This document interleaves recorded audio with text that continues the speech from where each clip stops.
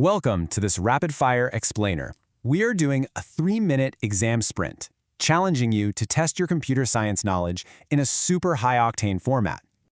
Literally zero time to waste here. I'm throwing 20 real-world web design and networking questions right at you. Your job is to mentally answer them the exact second you hear them. All right, let's start the clock.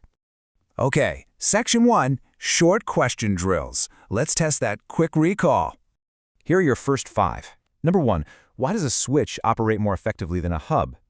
2, what are the key differences between HTTP and HTTPS? 3, write out the basic structure of an HTML web page. 4, what's the actual difference between a radio button and a checkbox? And 5, what exactly is a marquee in HTML? Now, for these types of practical questions, you can't just define terms, right? You've got to be able to mentally script the exact HTML code to build things like tables and registration forms, totally from scratch. All right, keep that momentum going. Here are the next 5. 6. Differentiate client-side versus server-side scripting. 7. List 2 differences between inline and external CSS. 8. Define www and HTTP. 9. What's an IP address? And briefly explain IPv4 versus IPv6. And 10.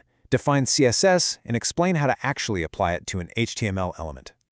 Moving right along into Section 2, Analytical Deep Dives, Complex System Design and Explanations. These demand a much deeper structural understanding.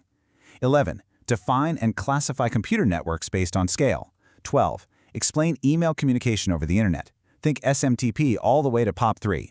13. Discuss the absolute importance of DNS and its impact on speed and security. 14. Write the HTML code for a full registration page with inputs. And 15. What are frames and what are their specific advantages? You know, what's crucial here is that these heavier 6-mark exam questions demand way more than just text. You have to be ready to draw out block diagrams and provide deep comparative analysis, especially when we're talking about things like OSI models and web topologies. Okay, finish strong on these last 5. 16. Analyze CSS advantages and compare inline, internal, and external. 17. Explain the OSI model and all 7 of its layers. 18. Describe the client-server architecture in web development. 19. Explain the structure and usage of tables in HTML and give an example. And finally, 20. Compare and contrast HTML and XML. And time is up.